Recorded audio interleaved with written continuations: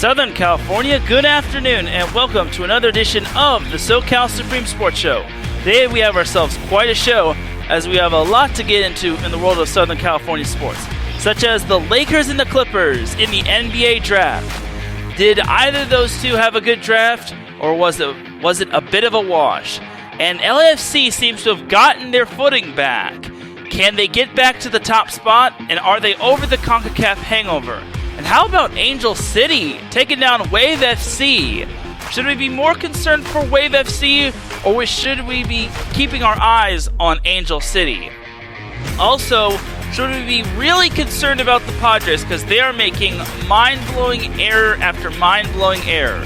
And should we also keep our eyes on the Angels and Dodgers, as the Angels are looking somewhat good and the Dodgers are starting to trickle their way back? Also, the Sparks are starting to look better. Not the greatest, but they're looking decent. I think they still have a little ways to go, but there's still plenty of season ahead of them. All that and more here on the SoCal Supreme Sports Show. This is Teran Rodriguez bringing you another edition of the SoCal Supreme Sports Show here on IE Sports Radio, your direct feed for all that is sports.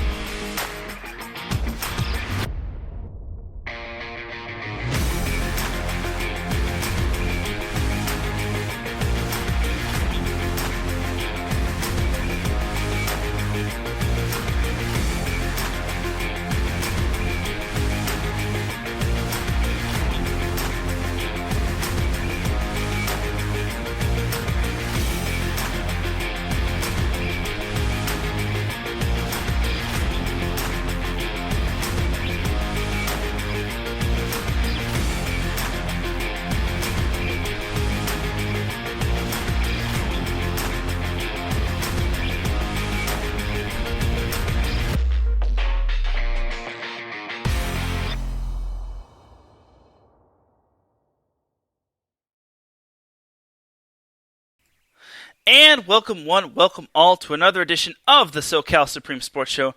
Thank you all for joining me on this beautiful Thursday afternoon, Thursday evening, Thursday wherever you are listening from. Either way, you've made your way into episode 139 of the SoCal Supreme Sports Show. And without any further delay, let's do this. But first and foremost, the SoCal Supreme Sports Show would not be where it's at without IE Sports Radio providing the platform to go live on Spreaker.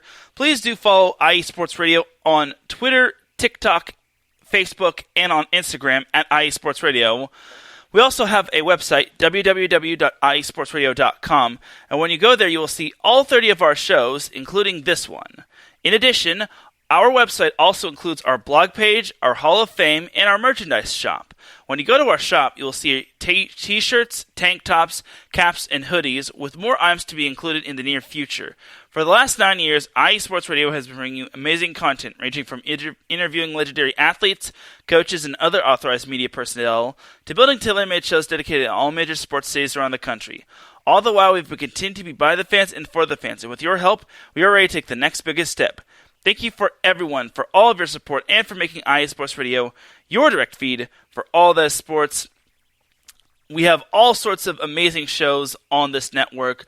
Shows that are dedicated to sports such as football, basketball, hockey, volleyball, motorsports, the list goes on, and shows dedicated to sports cities such as Miami, and regions such as the Southern California region, and also the Dallas-Fort Worth area, and the list goes on. And IE Sports Radio is going to continue to grow, so be prepared for big things coming up in the near future.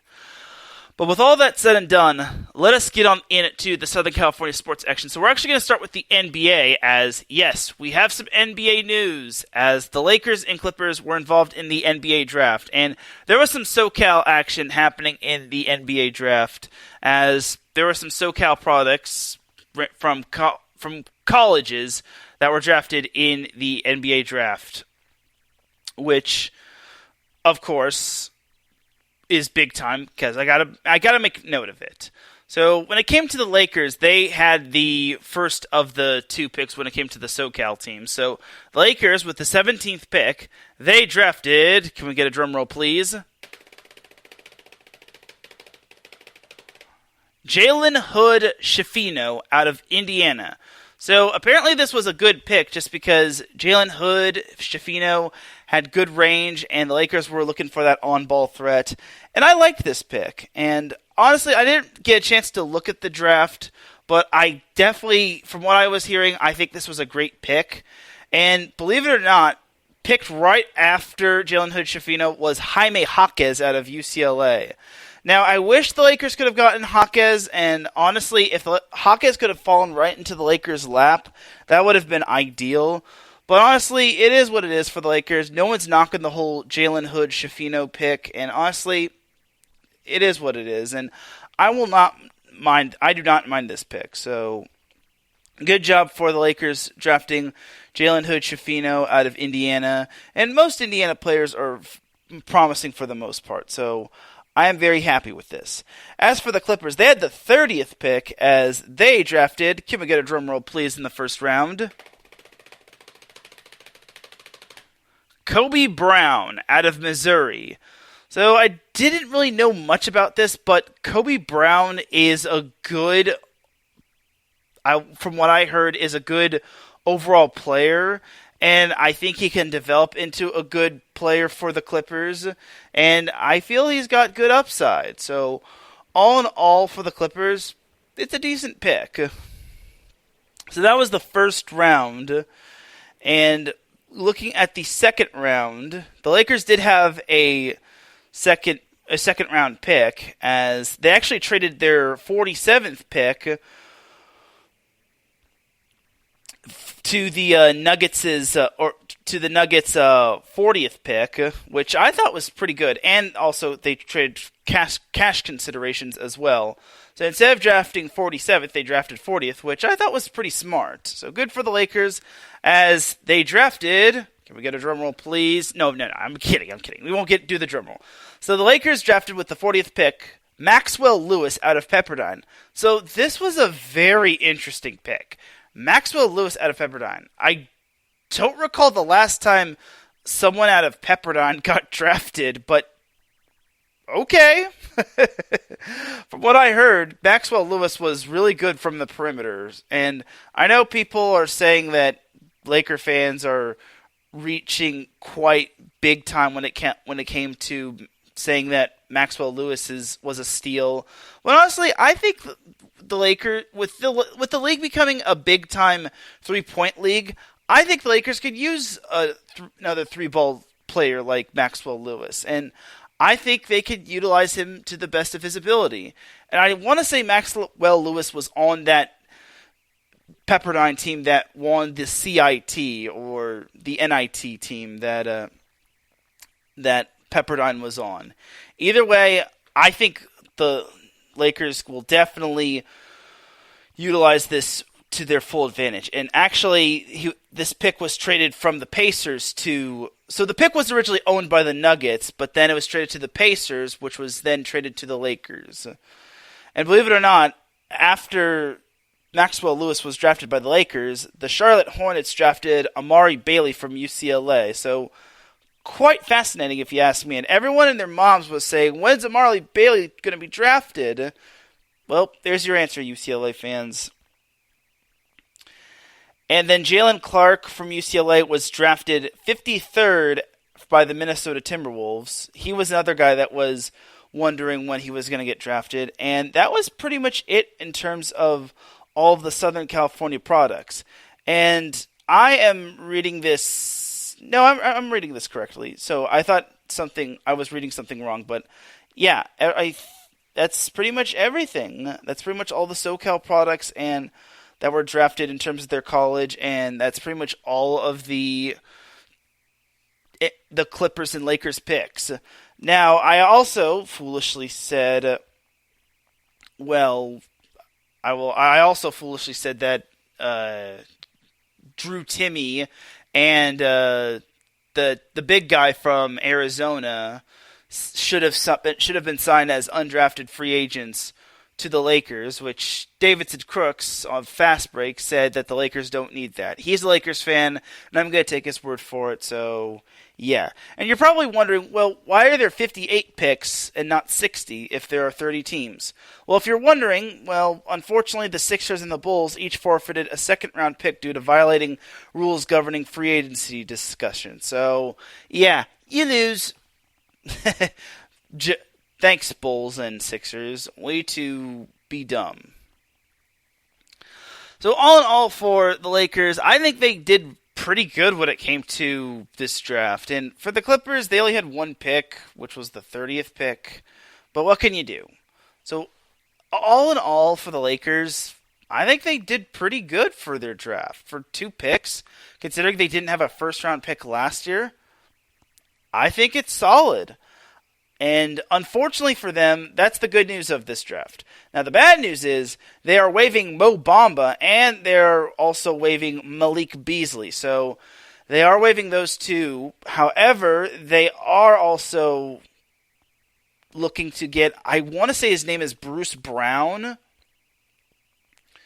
And they are also, according to Lakers Twitter, it says they have also requested waivers on Shaquille Harrison. So that's a fancy way of saying that they're also most likely going to waive Shaquille Harrison. So it looks like they're also going to be going after Bruce Brown in terms of free agency as well. So Lakers are gearing up for a big free agency. And honestly, I hope that they do have a big free agency just because they have a chance for dubious immortality. And in all honesty, I think the Lakers can do some damage in terms of next season. And they have to play their cards right.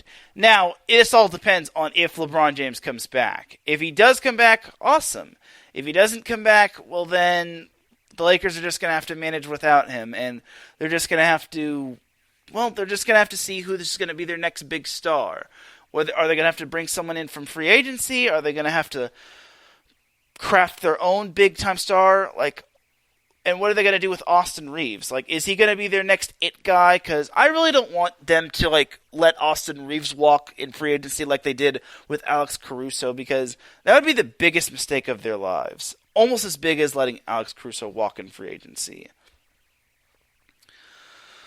But all in all, that is it for the Lakers. And as for the Clippers, some are saying that the Clippers are basically going to be tanking for the next big star. And honestly, if I'm the Clippers, I may just sign Drew Timme if he hasn't been signed already. That would kind of be something interesting for them. Should they sign Drew Timme if he's not signed already?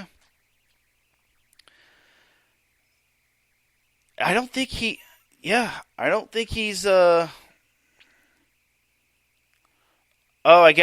it looks like according to ballslife.com, undrafted Drew Timme agreed to an Exhibit 10 deal with the Bucks, which, well, that sucks. I guess the Clippers can't get Drew Timme. Oh, that's fun. I was going to say, if the Clippers, if Drew Timme's on the table, I would definitely suggest the Clippers should get Drew Timme and maybe let Kawhi Leonard heal up until he's 100%. I'm pretty sure Kawhi Leonard's going to be ready by the time training camp does fall into place.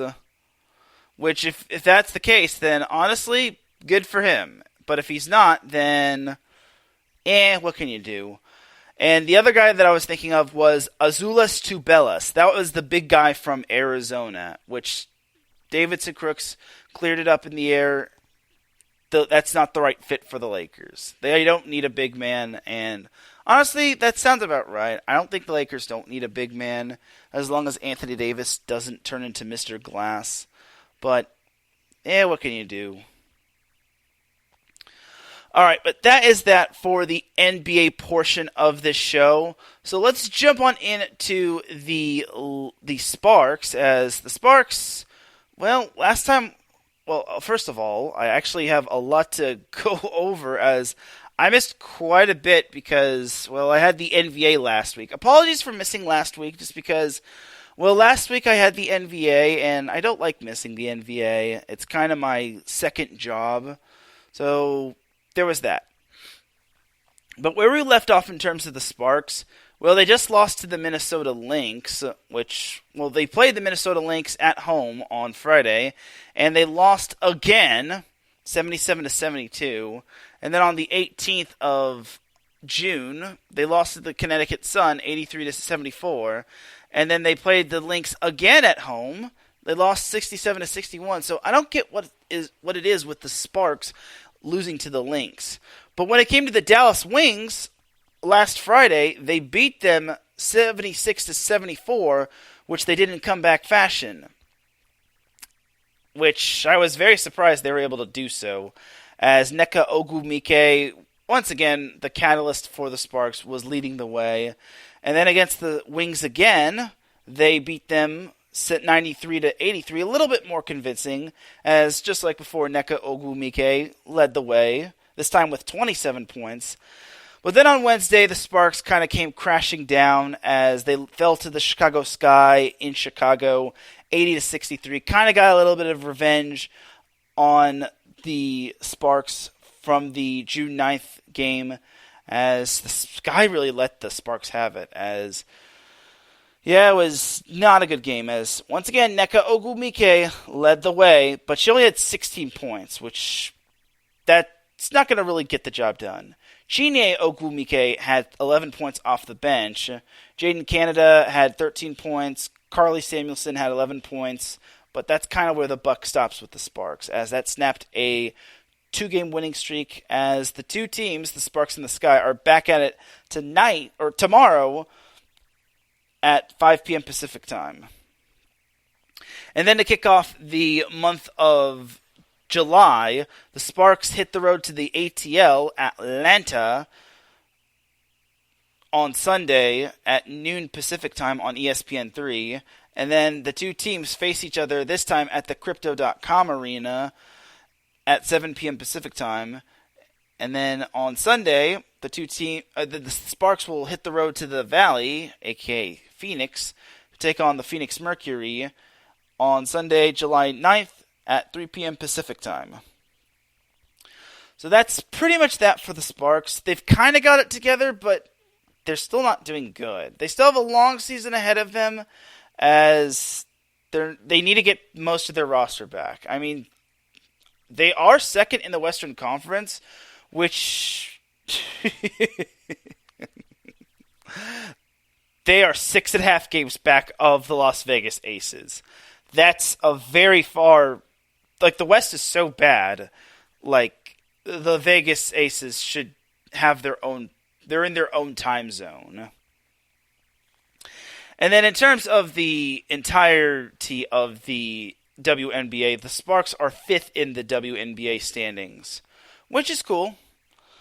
At least they're doing decently, but it's still a long road. They're the best team of the sub-500 teams, along with the Dallas Wings, which I want to say they've taken the season series from what I've seen. I did see that they did win the season series, but I can't be too certain about that, but we'll see. All right, but that is that for the WNBA portion of the show. Jumping to MLS action. So LAFC, where we left off with LAFC, they actually just beat the Sporting KC, or were supposed to play Sporting KC when we left off, and they beat Sporting KC 2-1 in Kansas City, which was good because they were kind of reeling. They had if you're including the CONCACAF tournament, it was a 5-match winless streak, but if we're excluding that, it's a 3-match winless streak when it came to the MLS. Fortunately, they were taking on lowly Sporting KC, and they took down Sporting KC 2-1.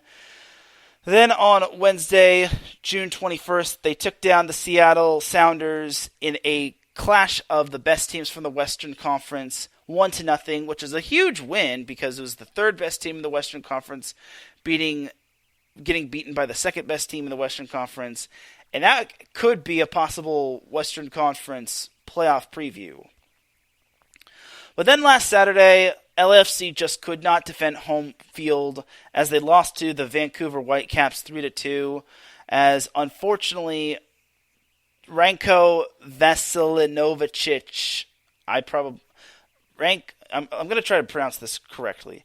Ranko Veselinovic scored in the second minute for Vancouver, and then Brian White scored in the 23rd minute, and then Dennis Bouanga scored in the 45th minute before halftime. But then Ryan Gauld scored an insurance goal for Vancouver in the 63rd minute. 5 minutes after, Carlos Vela drew LAFC within one, but that was as close as LAFC got as their 2-game winning streak was snapped. Against the Sounders, LAFC scored in the first minute, courtesy of Matsuez Bagus. I probably mispronounced that. And it was actually 53 seconds into the game. And that actually proved to being the only goal. So, yeah, it just goes to show that one goal can sometimes be enough. And then against Sporting KC, Alan Pulido scored for Sporting KC via a penalty kick, which gave Sporting KC a 1-0 lead at halftime. But then in the 48th minute, 3 minutes into the second half, Danil Maldonado scored for LAFC. Then in the 90th minute, Carlos Vela scored for LAFC to give them the lead for good. And that was pretty much how LAFC beat Sporting KC. So starting off the month of July, LAFC hits the road to Dallas-Fort Worth to take on Dallas FC. Yeah, or FC Dallas, sorry. Got the two words mixed up. So then, that's kind of a big game just because if the season ended today, the two teams would be playing one another. So that could be a little bit of an interesting game, and I don't think LAFC should underestimate Dallas. Especially since the next game that LAFC and the well, I kind of just gave it away. The next game for LAFC following that is El Tráfico, which is against LA Galaxy. And that's going to be played at the Coliseum. And that was supposed to be the season opener between the Galaxy and LAFC. But unfortunately, it got rained out because, well, unfortunately, the Coliseum does not have...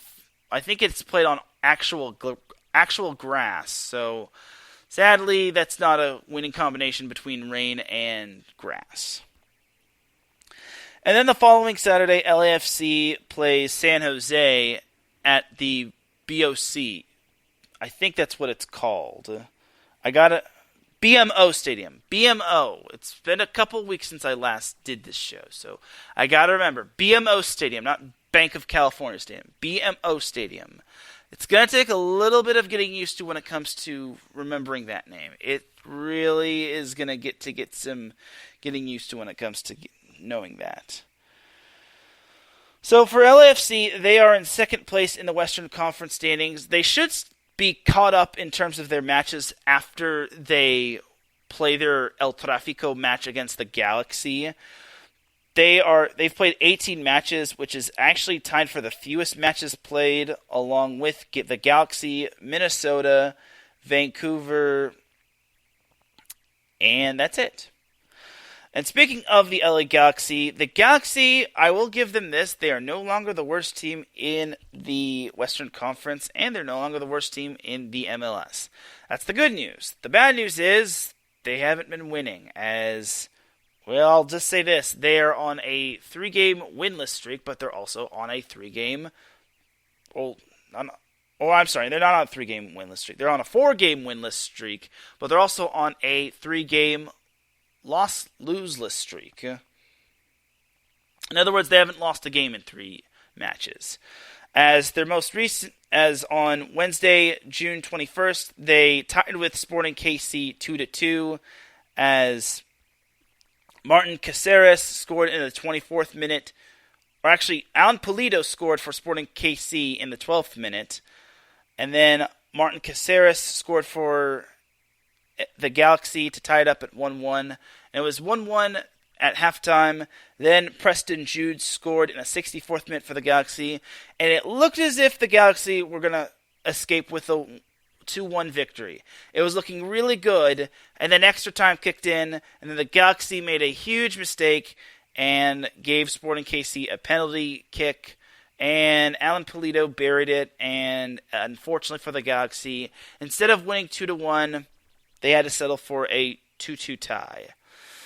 Only the Galaxy would give themselves a 2-2 tie after leading most of the game and dooming themselves. Great job, Galaxy. But it got even worse. So this last Saturday, they faced Colorado, the Colorado Rapids, on the road. And I'm surprised this game wasn't relegated to being on the Hallmark Channel or any other forgotten website.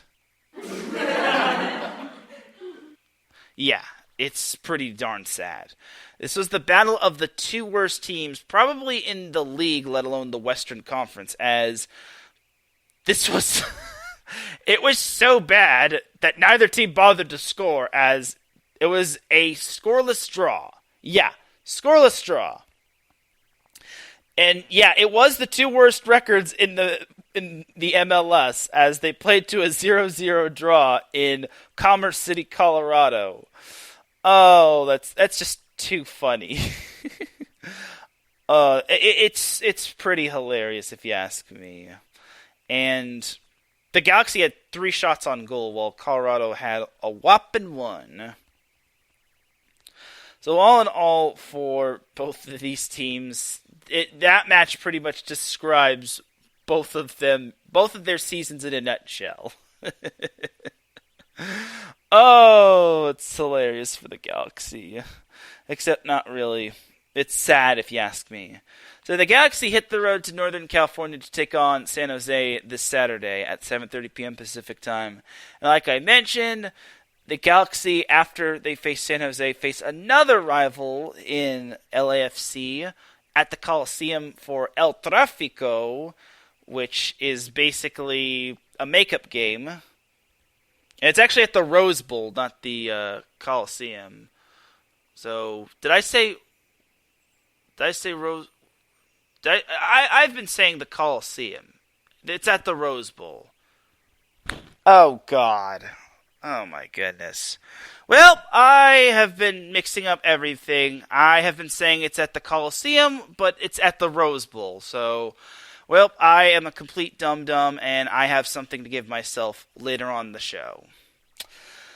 Okay, so, long story short, El Tráfico, this week's El Tráfico between the LA Galaxy and LAFC on 4th of July, that's going to be at the Rose Bowl, not the Coliseum. So I'm sorry if I'm mixing everybody up. It's going to be at the Rose Bowl. It's not going to be at the Coliseum. I'm sorry if I'm mixing everybody up.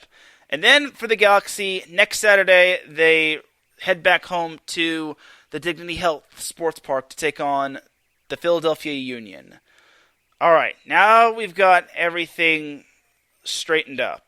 And it looks like the Galaxy have another tournament on the horizon as they face the Leagues Cup, as they've got Lyon and then they've got Vancouver. So looks like the Galaxy aren't done with tournaments just yet.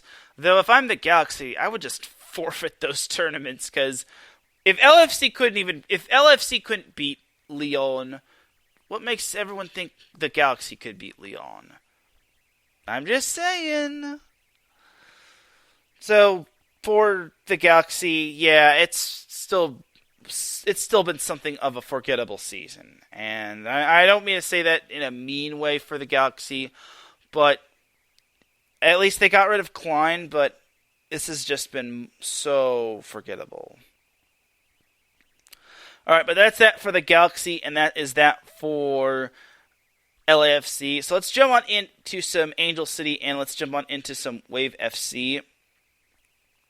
So Angel City has just been rather surprising. So ever since they fired Freya Coombe, their former coach, they actually have not lost a match. In their first match against San Diego Wave FC, they beat Wave FC 2-1, which at halftime it was 0-0. I was thinking that this one might end in a tie. But then Kristen McNabb of Wave FC scored the first goal, which it's like, okay, well, Angel City is going to take its first L. Then, in the 69th minute, Paige Nielsen scored the equalizer to tie it up for Angel City FC.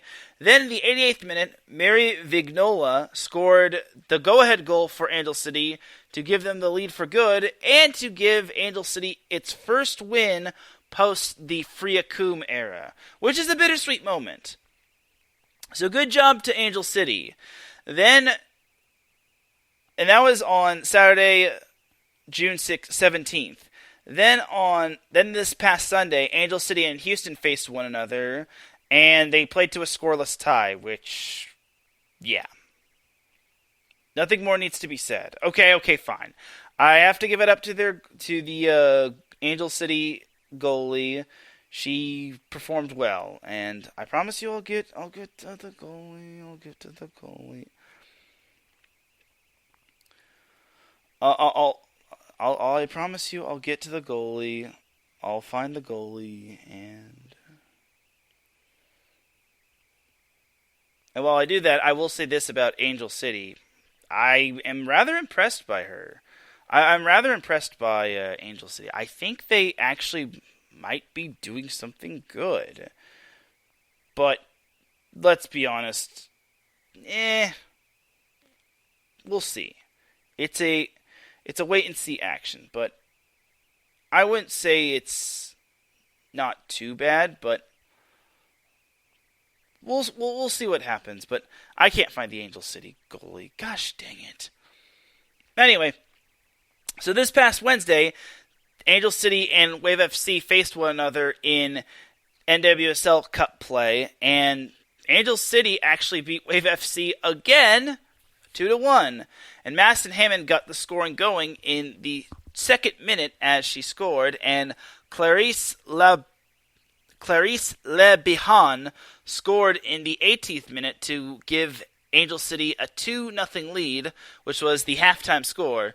Then the 63rd minute, Danielle Colaprico scored for Wave FC to get them on the board, but it wasn't enough as Angel City got the victory over Wave FC, which, yeah, Angel City has not lost ever since firing Friakum. Maybe they actually were thinking, and Friakum might have actually been the problem. I don't want that to be the scenario. I don't want that to be the case, but maybe they actually are thinking correctly. But it is what it is, as, believe it or not, Angel City is actually now 9th in the NWSL standings. Well, remember when Wave FC was actually atop the NWSL standings? Well, they've now tumbled all the way down to 6th. And if the playoffs started today, they would be playing OL Reign. Which, man, that's a fall from grace right there. And they're only 2 games ahead of Houston, which you can go from being atop the standings one day and then tumbling down to 5th and then 6th the next day. So next up for Wave FC, and I don't mean to jump too far ahead, but next up for Wave FC is a road match against Chicago.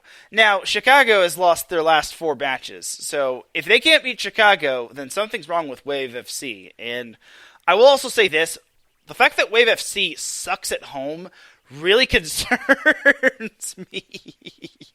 I don't get how Wave FC finds ways to lose at home. They are the anti-Chargers from the first year they moved from LA. I just don't get it. Like, why does Wave FC suck at home? I need to see their record at home. Like, please. It doesn't show their record at home. This is some hot garbage. Gosh dang it. Anyway, but I just don't get it. Like, why does Wave FC lose their games at Snapdragon Stadium? Maybe they need to go back to Torero Stadium. Like, I just don't get it. Like, what the heck, dude? Some are even saying that San Diego's bench is just not deep enough. Like, I just don't understand. In their last 4 matches, Wave FC has lost or has not won their last 4 matches, as their last 3 matches have wound up being a loss, have wound up being losses, and then their other match has wound up being a draw. So if you're Wave FC, you have to be extremely concerned. you have to beat Chicago, which is going to count as an NWSL match. And then after that, which is next Saturday, you play Washington at home, which I don't know how to explain this. You kind of have to win that one just because, like I said, the race for the top spot is so tight. Like, one day you could be amongst the top teams in the NWSL, and then the next day you could be tumbling down, trying to fight for your playoff lives, if not fight for a home playoff game. So for Wave FC, they got to get their you-know-what together, because it's so shocking that they were atop the NWSL standings, and now they have slipped all the way down to number 6. They really got to get their act together. I don't know what it is.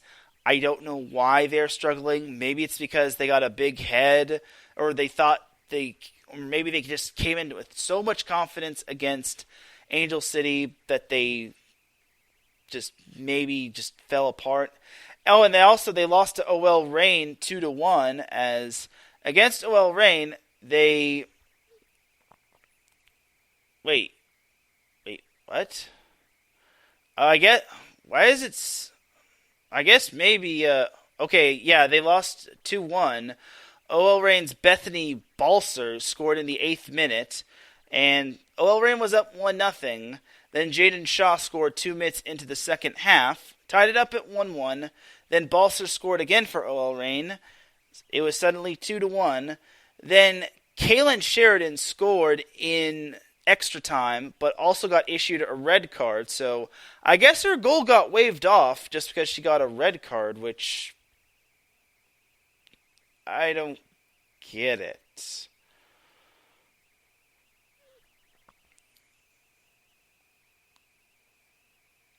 Yeah, it says that card is upgraded, Kaylin Sheridan, Wave FC, and then delay is over, ready to continue. So I guess Kaylin Sheridan scored a goal, but then was whistled for an offensive foul, or maybe she argued with somebody. So I don't know. I'm not really big on soccer. I'm not the biggest soccer guy, but all I can tell you is, oof. I really just got to tell you that Wave FC is long overdue for a win. So we'll see what happens with Wave FC. Chicago, like I said, they've lost 4 in a row. And Chicago, where they're the worst team in the NWSL. So if Wave FC loses this one, I think it's time we hit the panic button. Or this is the case of San Diego Sports. San Diego's going to San Diego. Just kidding. Not really. As for Angel City, they're back at it this Sunday when they hit the road to face New Jersey/New York City, a.k.a. Gotham. And then the following Sunday, they face the North Carolina Courage back at BMO Stadium. And then they have a long extended break, and then they're back at it to close out the month of July against the Portland Thorns.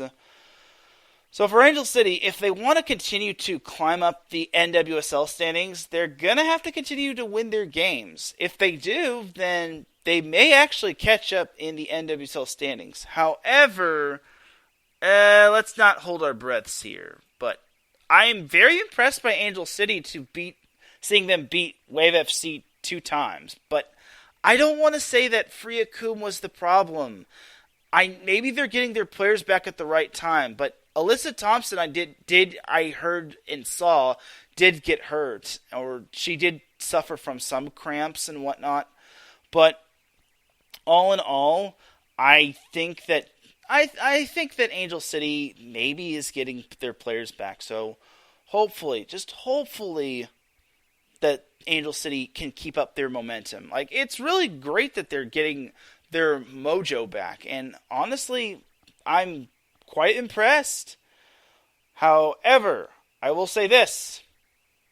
There's still a long ways to go. You cannot ease up on the gas. And the same goes for Wave FC. You just can't ease up on the gas. So we'll see what happens, and time will tell when it comes to these two teams.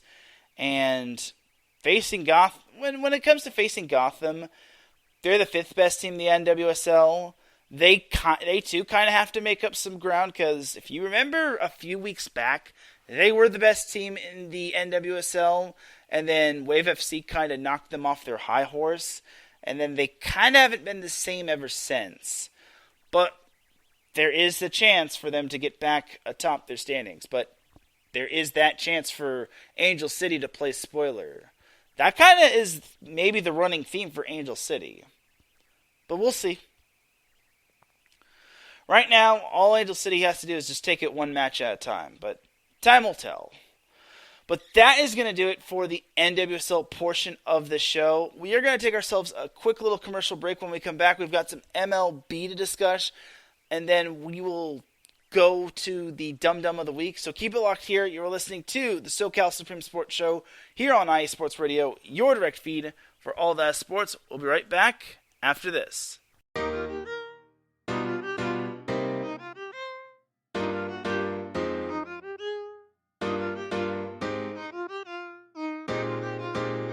Well, what is up, Carolina Nation? This is John Felipe of the Carolina Cast, of course, the podcast of, by, and for the Carolinas, right here on IE Sports, your direct feed for all that is sports.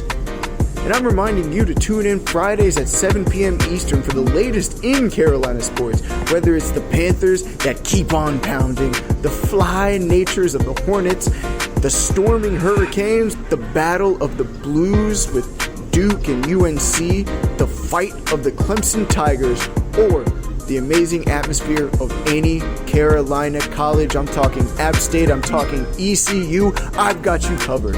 Once again, tune in for the Carolina Cast with me, John Felipe, Fridays at 7 p.m. Eastern Standard Time, right here on IE Sports Radio, your direct feed for all that is sports.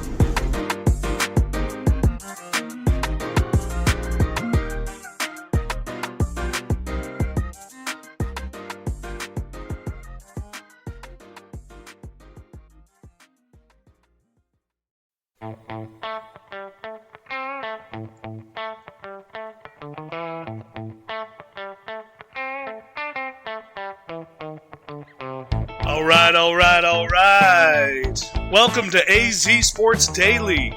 I'm your host, Kieran Daly, bringing the heat to Arizona sports. There's no discrimination here. We're going to talk about every sports team, professional and college. The show is all about you, the listener. I'm here to entertain you. Are you not entertained? Is this not why you are here?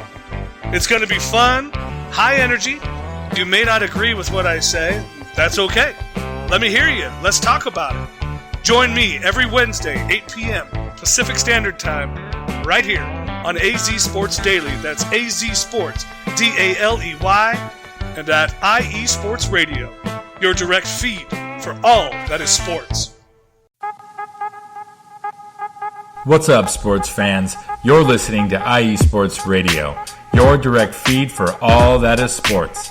I'm your favorite West Coast Wisconsinite, Bernie Bango, and if you're a cheesehead, come listen to my show, Big Cheese Sports, where we road trip around America's Dairyland, previewing, reviewing, predicting, debating, and digging into all that is Wisconsin sports at the college and pro levels. Join me on IE Sports Radio, Sundays at 1 p.m. Central Standard. Bernie out.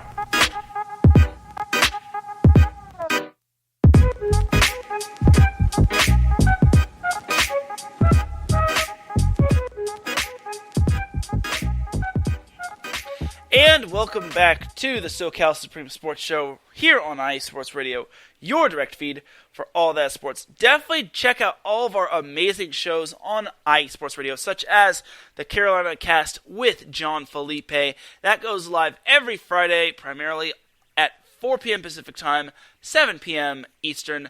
You also have AZ Sports Daily with Kieran Daly. That goes live every Wednesday at 8 p.m. Pacific Time, 11 p.m. Eastern Time. 8 p.m. Pacific Time, 11 p.m. Eastern. And then lastly, you have Big Cheese Sports with Bernie Bango. That goes live every Sunday at 11 a.m. Pacific Time, 1 p.m. Eastern, or 1 p.m. Central every Sunday. You definitely want to check those shows out. You will not be disappointed. Those are just 3 of 30 of our shows here on IE Sports Radio, and we're only going to continue to grow. And without any further delay, let's get on into segment number 2. So now we have the MLB portion, the MLB roundup, and I'm just going to get the Padres out of the way.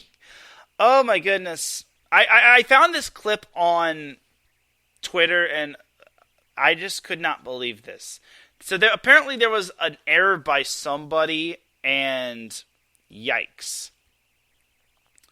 And yikes. I'm just going to say that right there. Yeah.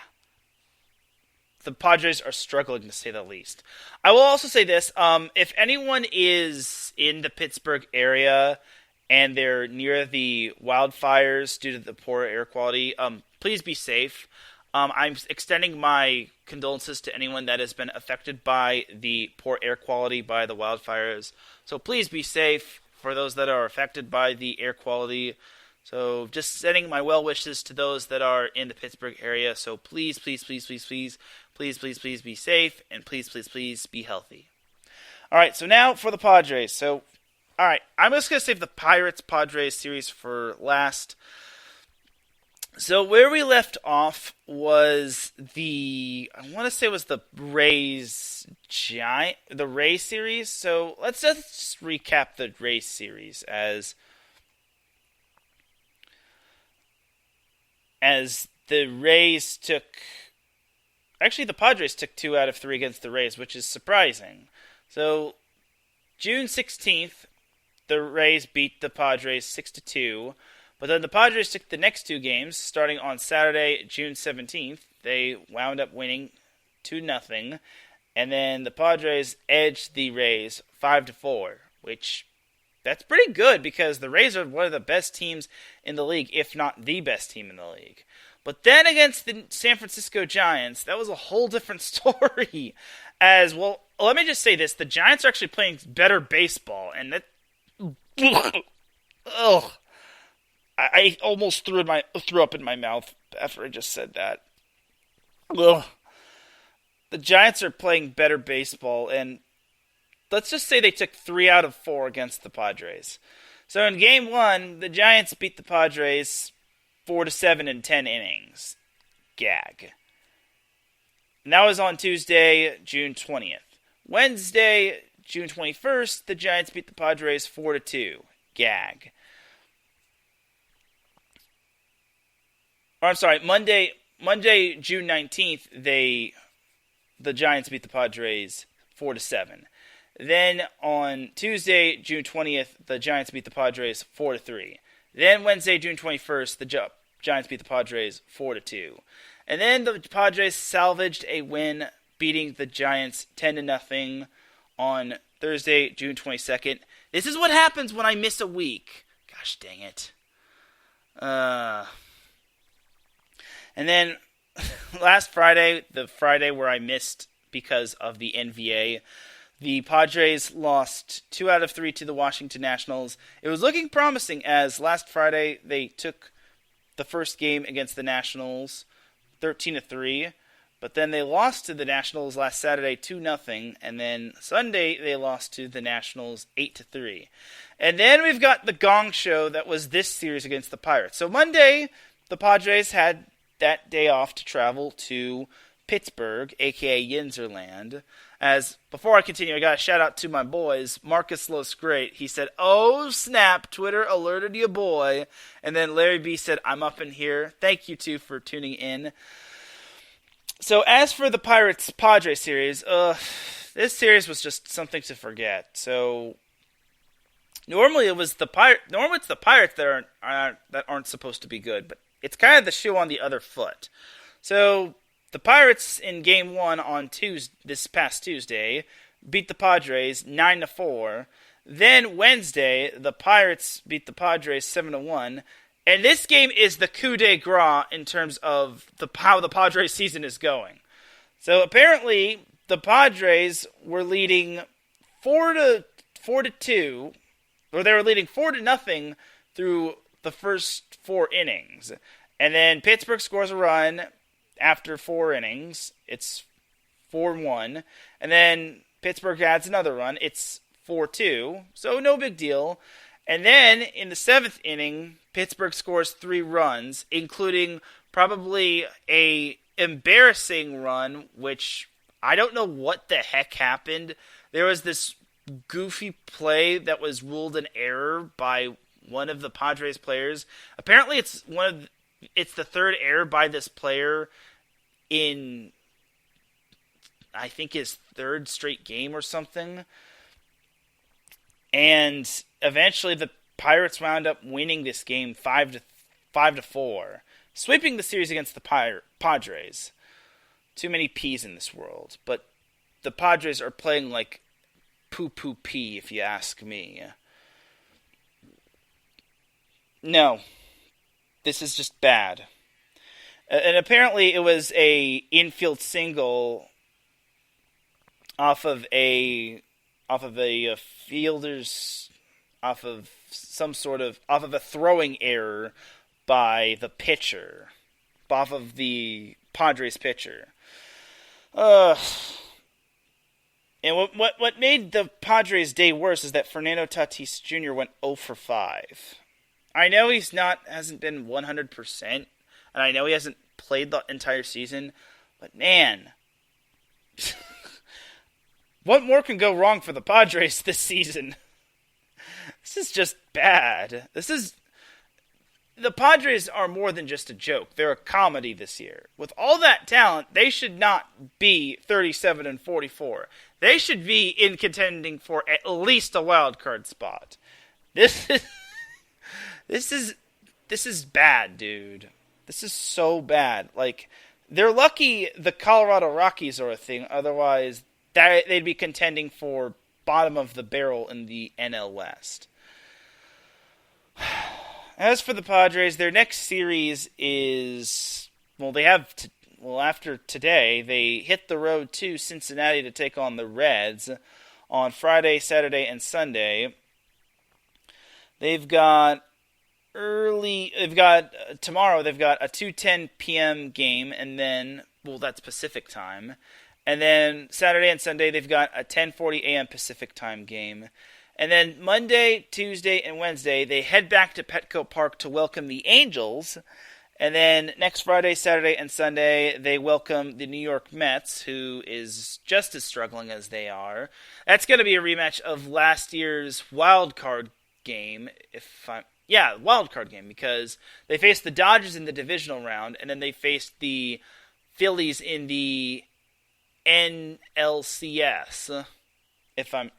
The NLCS.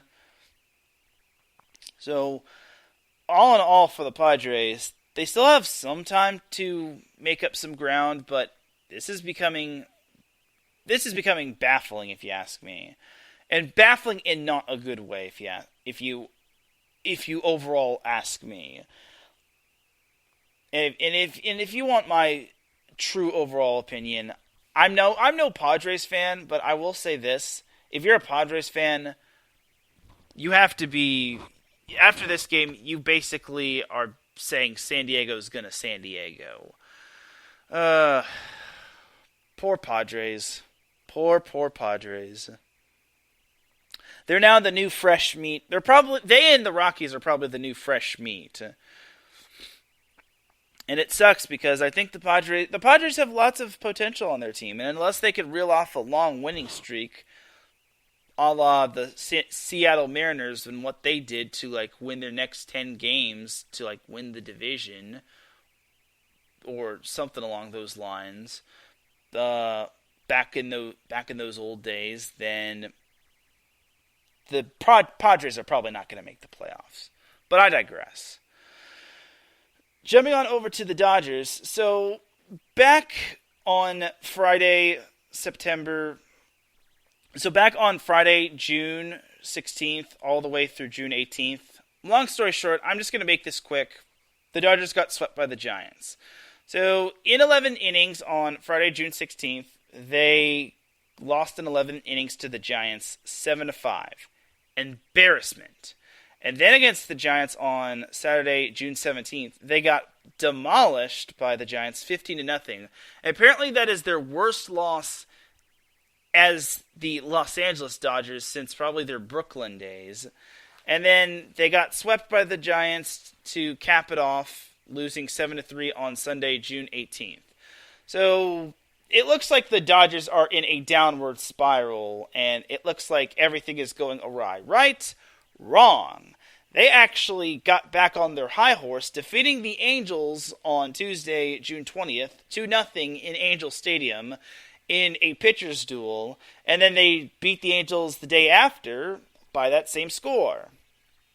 And then last Friday, they beat the Houston Astros, 3-2, and then last Saturday, they beat the Astros 8-7, which I understand Astros fans have a lot to be frustrated about, as their pitcher was called for a balk, but it is what it is. The Astros should have never been in that situation to begin with. It should have never gotten to the point where the Dodgers scored 3 runs in that inning. So you hit 13 runs to begin with.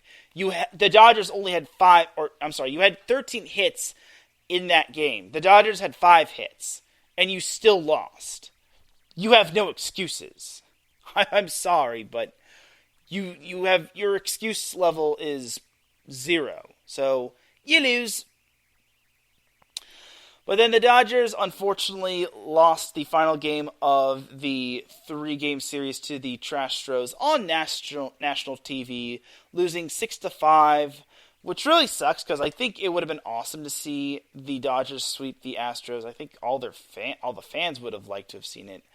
Though it did not help that the Dodgers had to basically try to come from behind, as the Dodgers were down 4-1 going into the bottom of the 8th inning, and then they scored 3 runs, as it was basically a 2-run home run following the RBI double from Freddie Freeman, which scored Mookie Betts. But it was still a successful series against the Astros. It's always a good sight to see when it comes to beating those guys. And then the Dodgers had a 3-game series against the Colorado Rockies. They won the first game this past Tuesday in Colorado 5-0. But then yesterday, being Wednesday, the Dodgers lost to the Rockies by the hair on their chinny chin chin, 9-8, which, when you're losing to the Rockies, you're not putting yourself in a good situation.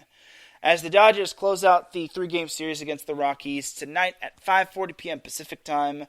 Then the Dodgers head down to Mahomes Land to take on the Kansas City Royals, starting on Friday at 5:10 p.m. Pacific Time, then on Saturday at 4:15 p.m. Pacific Time, and then Sunday at 11:10 a.m. Pacific Time. Then the Dodgers head back to the Chavez Ravine for a 4-game series against the Pittsburgh Pirates. And then next Friday and Saturday, they have a 2-game homestand against the Angels in the Freeway Series. And then they've got the All-Star break, which they'll hopefully recharge their batteries. And then after that, they will be back at it against the New York Mets in the Big Apple. Which the Mets are in freefall mode, by the way. And now that I mentioned the Angels, that's actually a perfect segue to go into the Halos, which, well, for the Angels, I will say this, it's kind of refreshing to see them doing decently. So where we left off in terms of the Angels, they were doing decently. So back on June 16th, they beat the Kansas City Royals 3-0, which was good. Following their 3 out of 4 series against the Rangers, that's kind of what I expected. But then on June 17th, they lost to the Royals 10-9. And again, this was a game where they were leading, I think it was like 8-2. And I was just baffled by this. I'm like, no. What?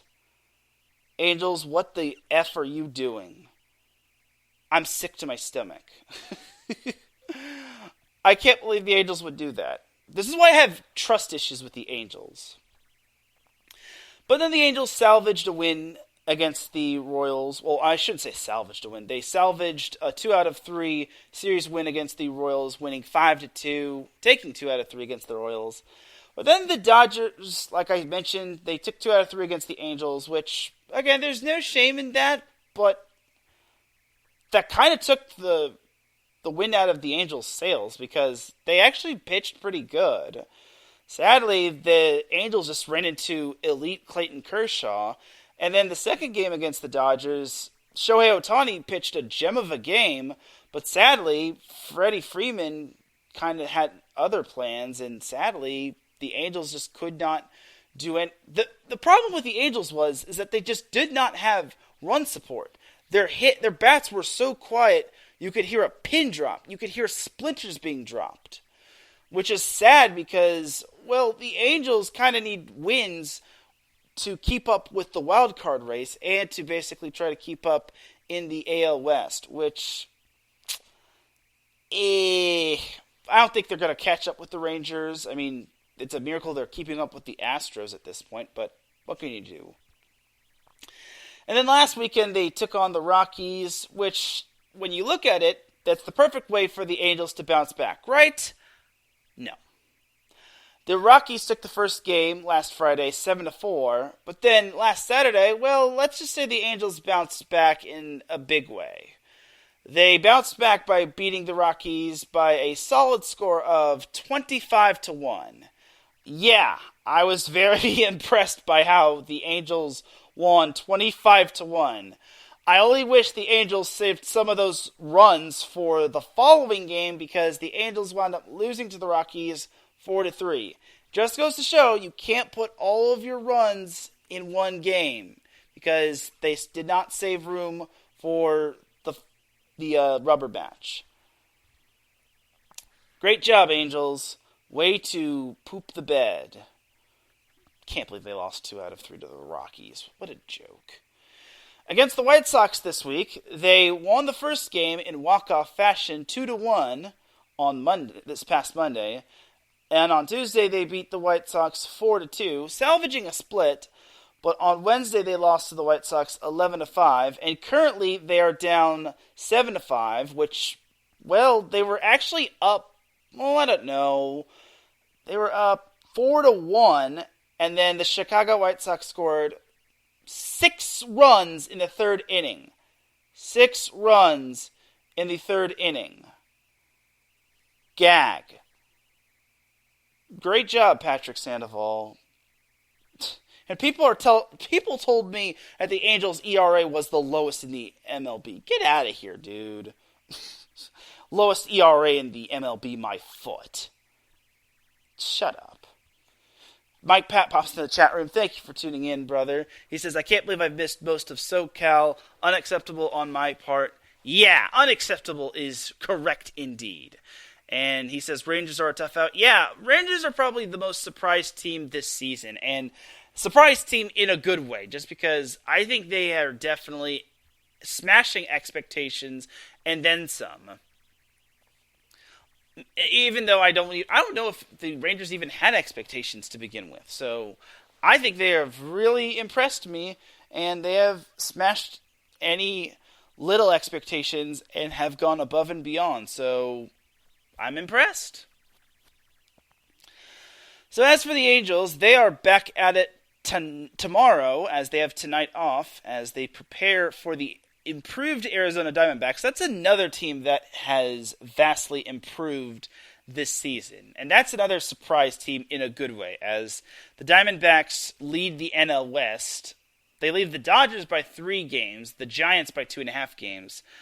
But the Diamondbacks are indeed the real deal, and that's going to be another tough out for the Angels. And we'll see what happens with the D-backs. The first game for the Angels D-backs is going to be at 6:38 p.m. tomorrow Pacific time. Second game is going to be at 7:07, and then Sunday's game will be at 1:07. And like I said, Monday, Tuesday, and Wednesday, the Angels have the Padres at Petco Park. And then Friday and Saturday, the Angels hit the road to the Chavez Ravine to take on the Dodgers. And then they've got the All-Star break, and then the Angels are back at to take on the Houston Astros, following the All-Star break. It's kind of a gauntlet, as I will also say the Angels and Astros play on Sunday Night Baseball. The Angels always seem to struggle when it comes to the Astros, which, man, that's a little concerning. Their first series back from the All-Star break, and they've got the Astros. Yikes. And then they've got the Yankees, which, that's another concern. That's a big concern right there. So, you want to know what the Astros and Yankees have in common? They're both in the wild card race, along with the Orioles, which is Mike Pat's team, and also the Toronto Blue Jays, which they're all basically in the hunt. For the Angels, they are only a half game back of the final wild card spot, which, if you told me that, I would not have believed you. I mean, the Angels are still doing good, but the fact that they are still in full contention for that final wild card spot, I would really like to see the Angels in the playoffs. I think a whole lot of people would like to see Angels in the playoffs, but for the time being, let's try not to get our hopes up too much. I just hope that they don't do this whole song and dance of Angels have a lot of good fortune and then it all comes tumbling down. And Mike Pat asked, is Ohtani going to do the home run derby, do you think? And Larry says, I hope so, Mike. That's a very good question. Now, that, to me, it's so tough to tell. It's a good thing and a bad thing because, well, it'll increase your swing, it'll increase your swing strength, but will it hurt Ohtani in terms of his pitching? I'm not sure. I mean, maybe. I think people would love to see Ohtani in the home run derby. I mean, it all depends on what Ohtani wants and what the Angels want with him. But, I mean, if Ohtani wants to do it and the Angels give him the green light, I say go for it. I mean, give the people what they want and give the people what they need. See what I did there? But one thing I do hope is I hope Ohtani does not leave for free agency. So, Angels, please make the playoffs. At least make the playoffs. And if the Angels make the playoffs, that's all they really need. Because you saw what the Padres did last year, as well as the Phillies. They managed to skip their way all the way to the NLCS. And the Phillies managed to skip their way all the way to the World Series, where they unfortunately fell to the Astros, which is no shame. But hey, what can you do? But to answer Mike's question, I say, sure, I hope so. I would not mind. But that is pretty much going to do it for the MLB portion of the show. I mean, if he does do the home run derby, then so be it, and I will definitely make note of it. But if not, then c'est la vie. And people should not make a huge deal of it. Before I get on into Dum Dum of the Week, I do need to make note of something very important for next week. So next week is actually the 3-year anniversary of the SoCal Supreme Sports Show going live. Sadly, and this is a big sadly, I won't be going live because I have the NVA.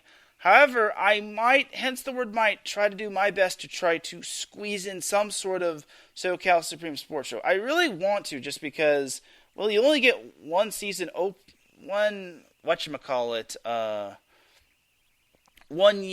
yearly anniversary show per year.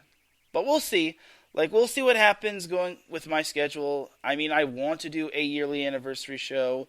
It all depends on my schedule. My Thursday certainly does not look good. Maybe I could squeeze in an episode beforehand. But fingers crossed, everybody.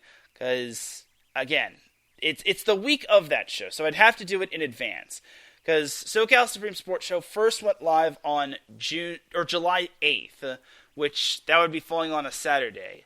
Sadly, again, the NVA is in its final event, which I'll be at, and I can't afford to miss that, just because it's a paid thing. So, yeah, it's my second job. So we'll see what happens going forward. But for right now, expect maybe SoCal to be going live early Thursday next week if I'm going to be doing the 1 year or the 3 year anniversary special. But we shall see. Time shall tell. But on that note, we have to get into Dum Dum of the Week, because it's not SoCal Supreme Sports Show without Dum Dum of the Week. So Dum Dum of the Week is a segment that I like to give an award out to anyone that does something dumb or says something dumb. No one is safe from this award. Anybody can get this award, whether it's my neighbor, whether it's someone that does or says something dumb, or anyone can get this award. Like, nobody is safe. So I have 3 Dum-Dums of the Week to give out, and the first one I have to give out is to yours truly. Well, and the reason why I have to give one out to myself is, well, first of all, I messed up early. I said that El Tráfico was going to be at the Coliseum, but it's going to be at the Rose Bowl. But there's something else I got to give myself Dum Dum of the Week to. So this is me giving Dum Dum of the Week of Act Number 2. So you know how I gave myself Dum Dum of the Week in the past because I left something at the hotel? Well, it happened again. So I seem to have a world of trouble when it comes to leaving things at the hotel. So for those that don't know, whenever I cover an event at the NVA, I always get booked a hotel courtesy of the NVA. So shout out to the NVA, you get the Big W award. So they book me a hotel, they're so nice, and I do my best. I promise you I don't intentionally try to leave stuff in the hotel. I try to do one last look around, one last clean up to make sure I don't leave anything behind in the hotel and I don't lose anything. But apparently when I was checking out and when I left the hotel, I apparently left my earbuds. So now that's not the biggest, most important thing I could lose, because these earbuds are they're probably cheap earbuds. I got them for like $15 back when I visited my brother in Dallas, Fort Worth. But in this season alone, I have left 3 things in the hotel, and if it weren't for my roommate finding these things, I would be screwed in terms of leaving those things or having to go back to the hotel saying, hey, did you guys recover something that I lost? And I got to give a big shout to my roommate Langdon for finding my earbuds, because if it wasn't for him, I would not be able to I'd have to buy new earbuds, which I'm pretty sure I can get them for cheap. I probably can get them for cheaper than $15, but 3 out of 4 times I have left things at the hotel. And the funny thing is that the only time that I haven't left things at the hotel is that my roommate I only had for one night, because it was actually a player, and after his second match, he had a Friday and Saturday match, and then afterwards he just left, and then I had the whole room to myself, and then I basically just collected all my stuff, and then poof, I just left. But I have had the unfortunate luck with leaving stuff at the hotel when checking out, and I just can't seem to I basically am leaving stuff behind. I can assure you all it's not going to happen next week. I can assure you that next event, I'm not going to leave something behind. I will not leave anything behind. And I can assure you I will not be getting Dum Dum of the Week following Event 5 when I don't leave anything behind. But for now, I am this week's Dum Dum of the Week because I left my earbuds, or maybe it fell out of my pocket. I don't know.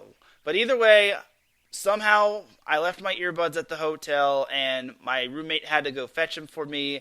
And thankfully, I had them. Otherwise, I'd be buying new earbuds. So I'm this week's Dum Dum of the Week because I can't keep track of my own earbuds, and yeah. Gosh dang it, me. You are so dumb. You are really dumb. For real.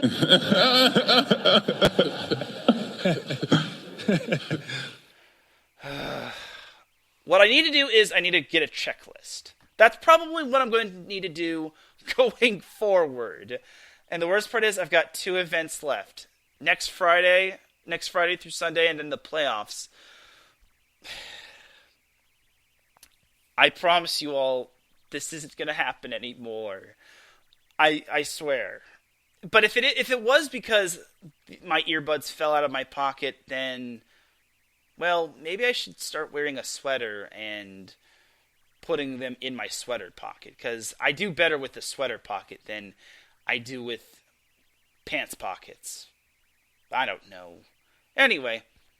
Alright, now for the second Dum Dum of the Week. So this Dum Dum of the Week was actually nominated by one of my IE Sports Radio family members, being Adam Karnick. So sadly I didn't do SoCal Supreme Sports Show last week, but he was so nice to basically nominate someone. So basically, this was such a weird story.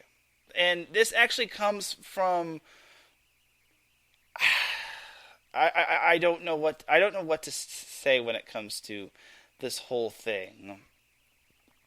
But this actually came from the Stephen F. Austin bowling team. So apparently this is so weird. So apparently the Stephen F. Austin assistant bowling coach Steve Lemke resigned after, instead of being fired, after warning. Viewer listening discretion is advised. After he had an affair with a student athlete.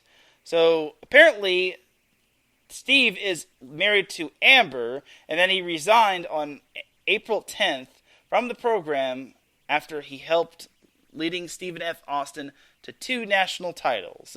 And then Steve said, "I knew it was a kind of a no-no, but there's not a rule saying it can't happen. There's not a law saying I'm not to go to jail for doing something like this.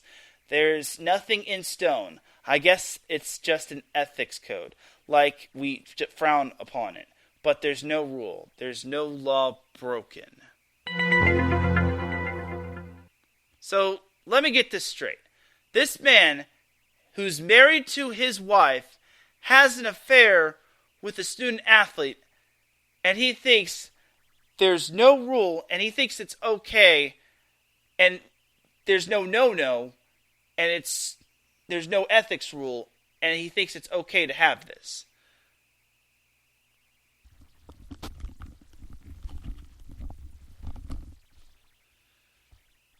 I'm done. Nope. We're ending the show. Nope. I'm done. I'm done. I am officially done. This is officially done. This is probably the dumbest dum-dum I've ever seen. What is this? What is this? Stephen F. Austin, please explain to me. Like, first of all, if I'm his wife, I divorce this man immediately. First of all, shame on this man for cheating on his wife. This man should be Dum-Dum of the Year. This man cheated on his wife with a student athlete. Second of all, what kind of answer is this? What kind of reasoning is this? This man is a dad. He says, "I was the stay-at-home dad for 5 years with the kids, while Amber got to go off and coach the team. And when she got back, I'd run practices on top of taking care of the kids while she was back. When she traveled again, I would sit back and take care of the kids. Then when I got hired on, she almost forced me to run practices. I was a volunteer the entire time before that, trying to help out Amber. Once I got hired on, one thing stemmed from another. I felt like I was doing too much for what I was being valued at." So why did you accept the job at the first place? What does that mean? Why did you have an affair?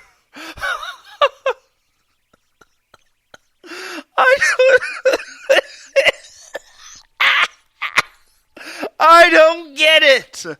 What does that have to do with having an affair then? Oh my goodness. I just don't understand. Oh my goodness. That man should be banned from the college and banned from doing anything. That man shouldn't be having a job from when it comes to coaching anything. Like, what the heck? Like, my mind is blown. Like, please explain to me the logic in his answers. Like, this makes no sense. Like, first of all, Adam Current gets the big W award for basically bringing this up to me. Like, I don't even know how to put 2 plus 2 when it comes to his responses. Second of all, this man first of all cheated. Second of all, he's giving off the worst reasons for cheating on his wife. And third, this man basically was having an affair with a student athlete while he was married. He is automatically Dum-Dum of the Week, and I think it's safe to say this man should be Dum-Dum of the Year. Someone needs to save this man's name so I could put it in the pot for nominees for Dum-Dum of the Year. So, I hate to say this, but Steve Lemke, you are officially, if that's, I'm going to get this man's name right, but honestly, I'm just so disappointed. I just really am disappointed. Steve Lemke, if that's how his name is pronounced. If I'm mispronouncing his name, I do not care. But Steve Lemke, you are this week's Dum-Dum of the Week. And Larry B said it best. Idiot. You are so dumb. You are really dumb. For real.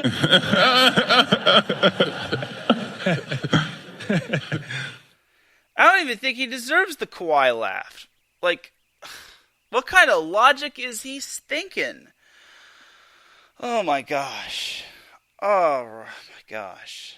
And then I have a third one, and I didn't want to include this guy on here, but this happened yesterday at my job. So, I don't know if y'all heard or on Monday when I did Set Point, but I work part-time at a grocery store via retail.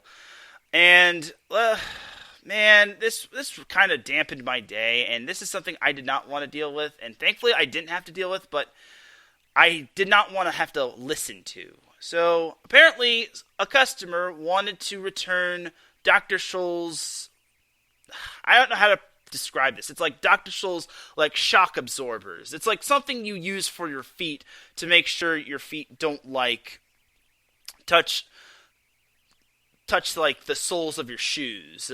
It's basically to make sure like your shoes don't like touch the bottom of your shoes, and your feet don't like get impacted by the bottom of your shoes, and like you don't get like corns on your feet and whatnot. So yeah, he tried to return bottom line is he tried to return a general merchandise item, and you need to have a receipt in order to return that certain item, or you need to have a specific date or a good reason to return it. So he tried to return it to the cashier, and the cashier was smart, and she needed an override from a manager or a supervisor, and she actually called over the assistant manager, which was smart. She gets the big W award for not being reckless and whatnot. So the assistant manager comes over, and he asks, well, why are you returning this? And then he actually said, my wife bought this, or his wife bought this, and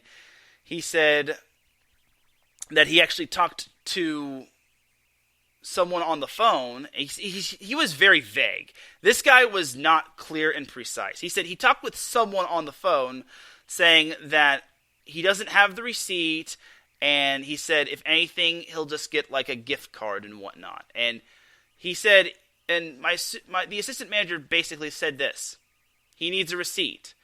And then he's like, I talked to your and then he says he talked to corporate, and he said that he basically said the same thing. If anything, he'll just need a gift card. And he said, now he changes his story. He said he talked to someone, and now he said he talked to corporate. So the assistant manager said the same thing. I need a receipt. And then basically the customer was saying he basically wanted his way. He wanted money back. And what was worse is he tried to do the whole thing of the Dr. Scholl's flew open. And first of all, Dr. Scholl's packets do not fly open. They're perfectly sealed. You opened them. That's the worst lie you can come up with. Second of all, when it comes to general merchandise items, you need a receipt. It's clear logic. You're trying to swindle the store out of money or some sort of store credit. You're just lying at this point. So he was very rude to the assistant manager. And the assistant, he was saying, get your corporate office on the phone. And the assistant manager, I will give him this. He did a really good job standing his ground and keeping his cool. And he had to call, and let's just say this customer was being a complete Karen. And he said, can you get your manager up here? And the assistant manager got the manager up to the front. And apparently this customer was actually asked a question to one of my coworkers. Now, I don't know what was asked, but I imagine it was probably asking about the assistant manager, saying, does he act like this all the time, or is he rude like this? And same thing happened with the customer and the manager. The customer was rude to the manager, and he even said, you're not letting me speak, or you're cutting me off. And he was basically playing the victim. And the manager just did not let him have his way. And eventually the manager walked away from him, and eventually the customer just left. So moral of the story is, kids, save your receipts, and also don't do what your wife is supposed to do. If your wife buys something, she's the one that's supposed to return it. So it is extremely, extremely, extremely frustrating. And also, I hate that toxic attitude. This is one of the reasons why I do not like working at retail or the grocery store. It is really toxic when people just really have to bring that energy in. It's like, I don't want to deal with that. No one wants to deal with that. It really just dampened my day. And it's like, this is why I don't like being a cashier, and this is why I don't want to be a higher up. I'd rather just be a lowly bagger. So, oh my goodness. So, to this rando person, first of all, I hope you don't come back, because if I recognize you, I will squeal on you, and you are going to be gonzo. You are going to be tossed, gone, kaput, see you, hasta luego. You are going to be fired and kicked out faster than Chris Klein was from the LA Galaxy. So, to this rando customer who really wanted a refund, even though he didn't have a receipt for his general merchandise item, which you should have brought it in, and you should have been a little bit more prepared, you are this week's Dumb of the Week. You are so dumb. You are really dumb. For real. And you don't deserve the Kawhi Leonard laugh. You really don't. Because I don't give the Kawhi Leonard laugh to rude people or any of that sort of thing. Like, come on, get out of here. Like, come on. Larry B, apparently Larry B has this nice story. He says, when I worked in retail at a clothing store in my early 20s, I worked Black Friday at midnight in my first year. Oh my gosh. The promotion was the first 100 people in the door get a gift card. There are about 99 $25 gift cards and one $100 gift card. And an hour into my shift, this lady walks over to me and asks what the deals were. I told her that the promo was the gift cards when the store opened at midnight. She freaked out on me and said, do you know what today is? There is supposed to be sales. And then she stormed out of the store, and homegirl was legitimately mad. Oh man, that is hilarious. That is pretty funny right there, Larry.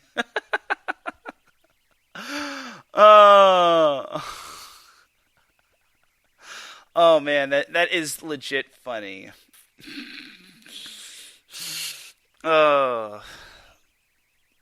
Hashtag retail problems. But on that note, before I lose my mind when it comes to, yes, Larry, people with a facepalm emoji. But on that note, before I lose my mind, that's going to do it for this week's episode of the SoCal Supreme Sports Show. Ladies and gentlemen, it is that time that we get on out of here before I lose my mind because I'm working retail. Ya dig? Thank you, everyone, for tuning in to the SoCal Supreme Sports Show. I really do appreciate everybody tuning in. If you listen live, I appreciate you. If you listen on the playback, I appreciate you. If you listen at work, I appreciate you. If you listen at any time, any place, anywhere, I appreciate you. Shout out to the chat room, Larry B, Mike Pat, and Marcus Los Great. I appreciate y'all tuning in. I promise y'all, I will most likely be going live next Thursday. I'll probably be going live early just because I can't miss my yearly anniversary show. It just wouldn't be in me because you only get an anniversary show once per year. Probably be going live at like noon, maybe 11 a.m. We'll see. But for everyone here at IE Sports Radio, this is Teran Rodriguez signing off. You all have yourself a great rest of the weekend. Enjoy everything. Also, happy 4th of July in advance to everybody. Please be safe. Do not blow your hands off. Do not blow your arm off. Do not blow your body off. Just please don't blow anything off on your body. And don't eat too many hot dogs. And don't be stupid on 4th of July because you will be found out and you will be put on Dum Dum the Week. I will make sure of it. I will see you all on Monday for Set Point. But until then, have a great rest of the weekend. Enjoy 4th of July. And if you're in the Huntington Beach area, I will be at Edison High School on Saturday for the Battle at the Beach tournament. And I will also be at the Anaheim Convention Center for the San Diego Wild Orange County Thunder exhibition match. Have a great weekend. And remember, SoCal is for SoCal. Peace!